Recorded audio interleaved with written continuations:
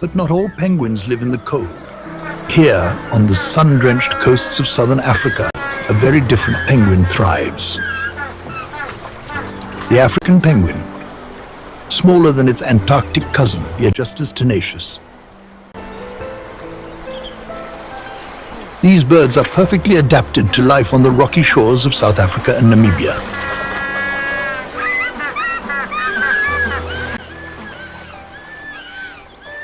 In the water, penguins are agile hunters. They can reach speeds of up to 12 miles per hour, chasing down fish and squid with precision. But life here is not without its challenges. Overfishing and habitat destruction threaten their survival. Once numbering in the millions, the African penguin is now endangered. Across the globe, penguins have adapted to a range of environments.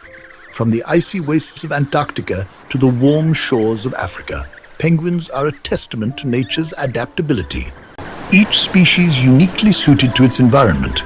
Yet, despite their differences, all penguins share a common goal: survival. In a world that is rapidly changing, their future hangs in the balance.